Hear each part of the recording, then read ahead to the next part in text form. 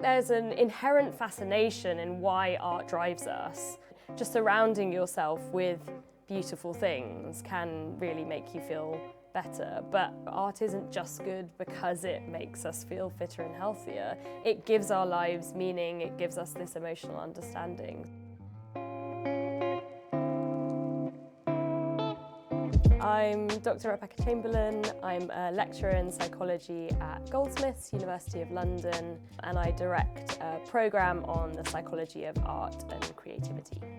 The current conversation around arts and health is that if you look at the research, you might think, well, I go into a gallery and I'm just going to feel super calm and relaxed. You see a Monet and it's just, it's very beautiful. Because Impressionist artwork is very kind of familiar to us and very much accepted into society's understanding of art, it's very unchallenging and I just have this beautiful, calming experience. But obviously, most artwork doesn't work like that, and most artists would be horrified if you said, oh, your art just makes me feel really calm. We know that artwork can really provoke some negative reactions. If you're presented with something like mouldy food, you have this kind of disgust reaction, but then if it's framed as being part of an art exhibition, you might start to think about the higher level associations. You might think, well, this might be a meditation on death and decay. Art is a kind of safe space to experience negative emotions without having the real life consequences. So we can meditate on, for example, death without having the actual consequences of, for example, having lost a loved one or something. But the important thing about experiencing really strong negative emotions with art is that you don't walk away. But if you feel that negative emotion but stay with it and reframe it in this way, then that seems to create really transformative experiences. There's some work that looks at the work of Mark Rothko, and it's said that a lot of people have these very intense, not necessarily pleasant emotional experiences, like a lot of people cry in front of his work. And it seems like those people that come away transformed from that experience are those that had that really intense, sometimes quite distressing emotional reaction. People will often spend a few seconds looking at the artwork, but then go immediately to the explanatory text. It speaks to this idea of how difficult it is to tolerate ambiguity in art. And I think that tendency to very quickly go to the explanatory text is trying to get away from that horrible feeling of not knowing what the artist is intending to communicate, or feeling like there is some message there that you are not getting. I had a revelation about the idea of spending more time with art when I ran a tour as part of the Pierre Bonnard exhibition at Tate Modern a few years ago. And what I did at the beginning of that tour was have everyone just pick an artwork in the first gallery space and look at it for 5 minutes. And then we just came back and sort of discussed our experiences. And the responses were wild. Some people were like, I started to hear things were moving around, really intense emotional responses.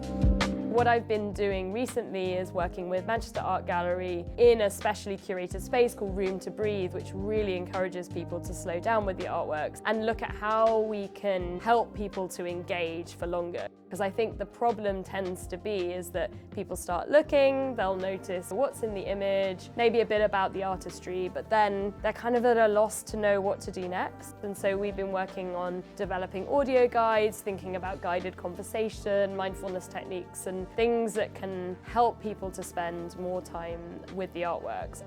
Our work has shown that slowing down in front of just a few works of art seems to lead to more engagement, more interesting, more memorable experiences than sampling from lots of different artworks.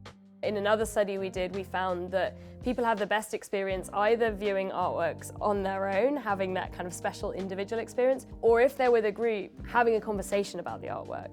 Going around a gallery with your friends, all listening to audio guides but being very much in your own bubble, seems to be worse than those other two experiences. We know from lots of psychological research in lots of different areas that expectations play a massive role in how we receive information. So for something like the Mona Lisa in the Louvre, your expectations are they're so high that they're never going to be met. These blockbuster artworks are really good for bringing people in, but then I think galleries can work to then, once you've got people in, guide them towards something that they might be able to have more of a personal response to. I think more engagement with that kind of personal level response will make the art more accessible. Working with museums and galleries, definitely one of the drivers behind them collaborating with us is if you can show that this gives people a better experience, then those curators can then say, right, we need funding to build more of these spaces. Through my collaborations with museums and galleries, what I can really see is that we can provide our data behind some of these policy questions, especially really emphasising and providing evidence towards the link between art and well-being can enable galleries to really get involved in these initiatives and get more funding. It's been really helpful to provide that extra empirical evidence that these practices are working and are providing benefits to the people that are engaging in them.